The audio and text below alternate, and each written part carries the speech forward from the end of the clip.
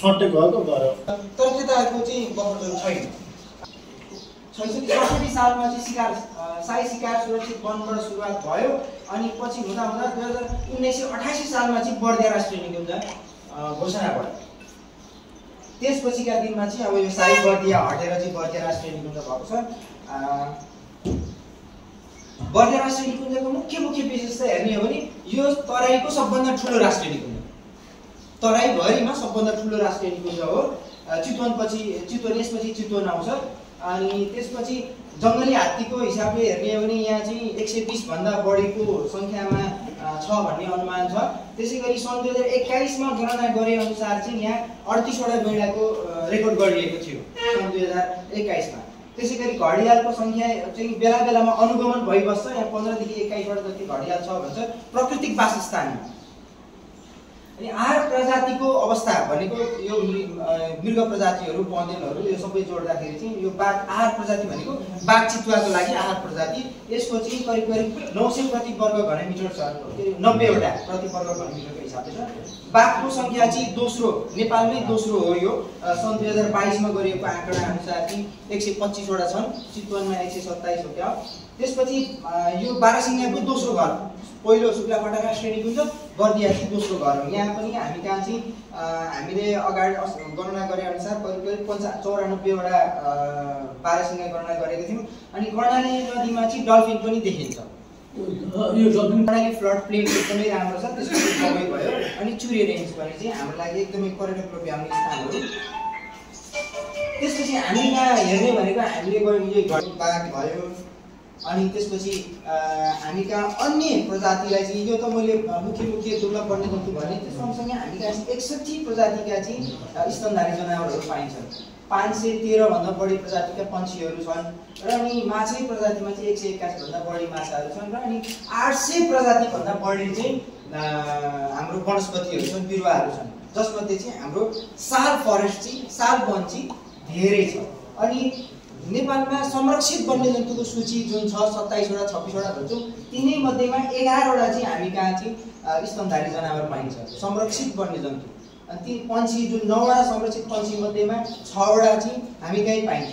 र अनि सरीसृप त 3टै जुन संरक्षित छन्, नेपाल सरकारले संरक्षित गरेको 3टै हामी कहाँ चाहिँ पाइन्छ। यो जुन आहार प्रजातिको प्रजातिहरू हुन्, यो चाहिँ मृग प्रजाति, यसमा आहार प्रजाति। अहिले यसमा जोडियो भने अझ नीलगाई जोडिन्छ, बँदेल जोडिन्छ, बाँदरहरू पनि जोडिन्छ।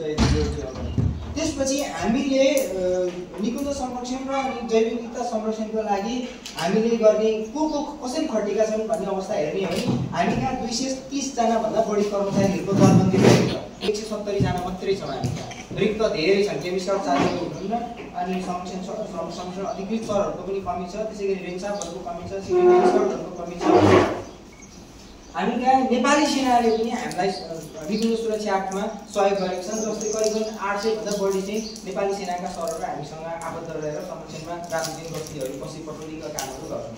त्यसैगरी पोस्टकै हिसाबले हेर्ने हो भने हामी कहाँ 36 वटा पोस्ट छन्, यो हेडक्वार्टर समेत लाएर गरिने कामहरू जैव विविधता संरक्षण निकुञ्ज संरक्षणको लागि गरिने कामहरू चाहिँ वासस्थानको व्यवस्थापन संरक्षणको काम अन्तर्गत चाहिँ घाँसी मैदान व्यवस्थापन, पानी पोखरीको व्यवस्थापनहरूको कामहरू गर्छौँ। त्यसैगरी चोरी शिकार नियन्त्रणका गतिविधिका कामहरू जे जति छन्, गस्ती, पट्रोलिङ, एम्बुस, स्विप जे जति हुन्छ ती सबै कामहरू गर्छौँ। त्यसपछि अध्ययन अनुसन्धानका कामहरू पनि गर्छौँ।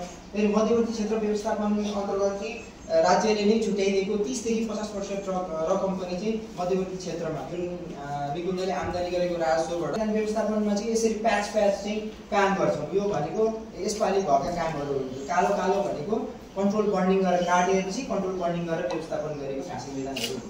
निकुञ्जमा सरदर हेर्ने भने करिब 1117 भन्दा बढी चाहिँ घाँसी मैदान छ। तर त्यो घाँसी मैदानमा पनि चाहिँ करिब 1.2% मात्रै काम हुन्छ।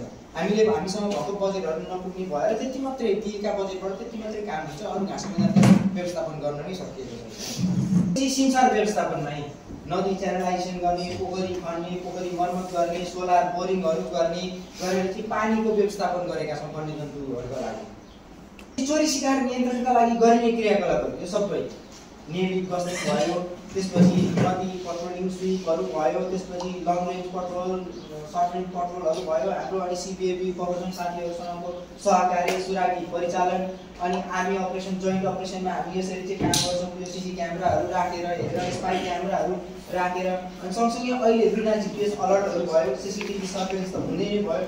अनि डब्लुसिसिबी मिटिङका कामहरू गर्छौँ। अनि अहिले नयाँ ल्याएको भनेको चाहिँ हाम्रोमा चलेको भनेको यो ANPRS भन्ने अटोमेटिक नम्बर प्लेट रिकग्नाइजिङ सिस्टम हो। यो चाहिँ योबाट चाहिँ भेहिकल जुन चाहिँ हामीले सैनोमा र रङ्गभूमिमा राखेका छौँ, जसमा चाहिँ भेहिकल चाहिँ क्यामेराले ट्र्याक गर्ने अनि उसले ट्र्याक गरेपछि त्यो गाडी कतिमा गयो कतिमा एन्ट्री भयो भनेर रेकर्ड हुन्छ। त्यसले गर्दाखेरि चाहिँ पब्लिकहरूलाई त्यहाँ ओर्लेर टाइम कार्ड लिने गर्दाखेरि टाइमको झन्झटहरू चाहिँ घटाउन सकिन्छ कि भनेर यो सिस्टम लागू गर्ने कोसिस गर्दैछौँ, भइरहेको छ। अब यो अपग्रेड गर्ने प्रोसेसमा छ। बाघ गणना भयो, बाघको मोनिटरिङ भयो, त्यसपछि वासस्थानको अनुगमन, वासस्थान व्यवस्थापन, वासस्थान अन्तर्गत कहाँ के गर्न सकिन्छ त्यो हेर्ने, गैँडाको अनुगमन अनि गणना भयो। त्यसै गरी प्रेबेस मोनिटरिङका कुराहरू भयो, बर्ड वाचिङ बर्ड काउन्टिङका कुराहरू भयो। अनि अन्य वन्यजन्तुहरू जस्तो भालुको प्रेजेन्सहरू हेर्ने, वाचिङ जङ्गल सफारी भयो, क्यानोइङ भयो, राफ्टिङ भयो, फिसिङ भयो, कल्चरल एक्टिभिटिजहरू भयो, भिलेज टुर भयो, क्याम्पिङहरू। यी एक्टिभिटिजहरू चाहिँ निकुञ्ज अन्तर्गत रहेर भइरहेका छन्, अवस्थामा छ।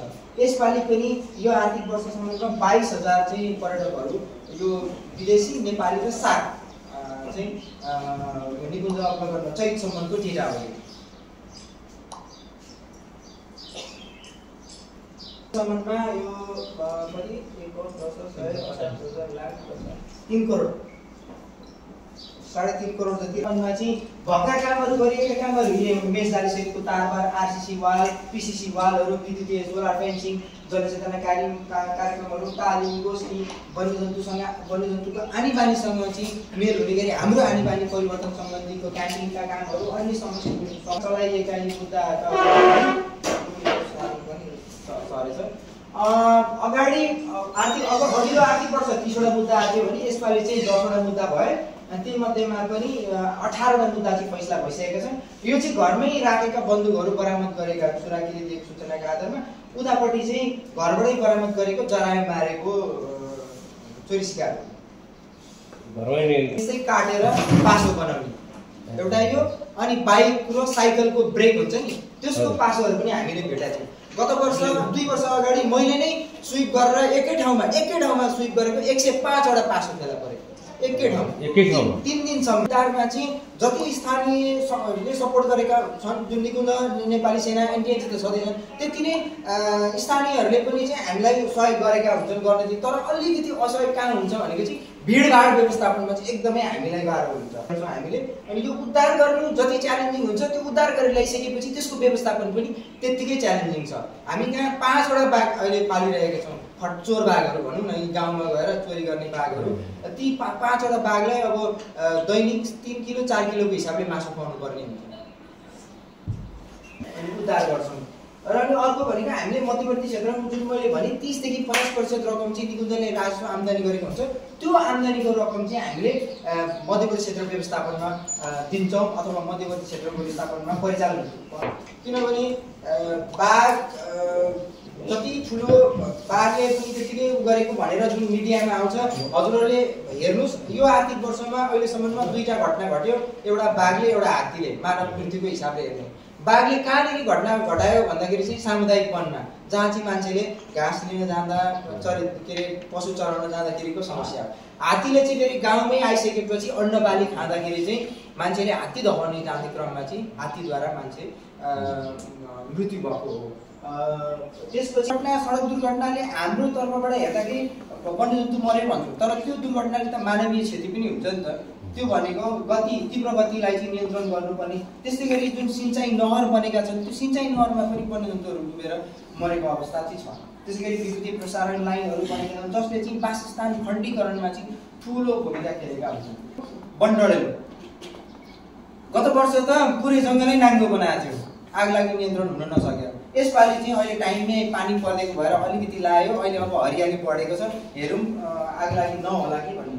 त्यसपछि अर्को समस्या भनेको कर्णाली नदीको चाहिँ बहाव चाहिँ पश्चिमतिर बढी बगेको कारणले गर्दाखेरि चाहिँ हामी कहाँ पानीको समस्या भएको हुनाले चाहिँ यो क्षेत्र ड्राई भएर कर्णाली नदी तटीय क्षेत्र जहाँ चाहिँ वन्यजन्तुको दृश्यावलोकनको हिसाबले हेर्ने एकदमै हटस्पट मानिन्छ।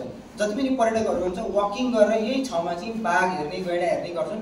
त्यो क्षेत्रमा पानीको मात्रा चाहिँ घटेको थियो। तर खैर हामीले चाहिँ यसपालि वार्डन साहबले राम्रोसँग समन्वय गरेर चाहिँ हामीले यो ठाउँमा पानीको व्यवस्थापन गर्न सक्यौँ। र अर्को हामीले हरेक वर्ष गर्नुपर्ने हुन्छ, बजेट खर्च गर्नुपर्ने हुन्छ। किन यो चाहिँ कस्तो हुन्छ नि, अब यो बर्सात लागिसकेपछि यसरी खनेर बाहिर निकालेका हुँदैन, त्यही नराखेका हुन्छ अनि पानीले पुर्दिएपछि फेरि सेम उस्तै बनिन्छ। यो चाहिँ च्यालेन्जिङ छ हाम्रो लागि, हजुरलाई सेयर गरिहालेँ। त्यसपछि हाम्रो अर्को भनेको समन्वय तथा सहकारी पनि भइरहेको छ। स्तरीय वन्यजन्तु अपराध नियन्त्रण इकाइ मार्फत पनि समन्वय सहकारीको काम भइरहेको छ। सचेतना बिहेभियर चेन्ज क्याम्पेनका पनि अवेरनेस समस्या शिक्षाको कामहरू भइरहेको छ। त्यसै गरी कम्युनिटी इङ्गेजमेन्टमा सिपिएफयू डे मनाउने, सिपिएफयूको साथीहरूसँग सहकारी गर्ने। द्वन्द्व व्यवस्थापन अन्तर्गत चाहिँ हामीले विद्युतीय तारबारहरू भयो अनि प्रब्लमेटिक यो समस्याग्रस्त वन्यजन्तुहरू व्यवस्थापन। हाम्रो लागि ठुलो च्यालेन्ज भनेको चाहिँ भेड व्यवस्थापन हो, किनकि सबैजना हेर्न आइदिन्छन्। त्यो हेर्न आउँदाखेरि चाहिँ वन्यजन्तु फुर्किएर आक्रमण गरेको पनि अवस्था छ। आक्रमण गर्नको लागि चाहिँ निकुञ्जले एउटा यो कुनै बनाएको छ, रणनीतिक योजना नै तयार गरेको छ। अनि यो अनुसार चाहिँ हामीले अबको भनेको मानव वन्यजन्तु द्वन्द्व होइन कि मानव र वन्यजन्तु बिच चाहिँ सह अस्तित्वहरू बनेकोमा चाहिँ सोलर फेन्सिङले 172 किलोमिटर बनिसकेको छ। RCC wall 6 kilometre, base wire fencing 40 kilometre बनिसकेको चाहिँ अवस्था छ। यो पनि वर्ल्ड टुरिज्म बोर्डले पनि सम्झेको छ। त्यसै गरी पफले पनि चाहिँ बर्दिया नेसनल पार्क एकदम ब्युटिफुल प्लेसको हिसाबले भनेको छ। लोन्ली प्लानेट पनि best place to see the tigers भनेको छ। TX2 अवार्ड पनि पाउने चाहिँ पहिलो निकुञ्ज यही हो। अर्को कुरामा हाम्रोमा समस्याका आधारहरू हेर्ने हो भने हामीलाई सपोर्ट गरेर हामीले एउटा नेपाल बढ्दै लैजाने, वन्यजन्तु अपराध नियन्त्रणका गतिविधिहरूलाई अझ प्रभावकारी रूपमा लैजाने। यसमा मेरो भनाइहरू यहीँ टुङ्ग्याएँ। अनि केही थप्नु छ भने वन्यजन्तु सप्ताहको यो चाहिँ अब एड गर्न सकियो।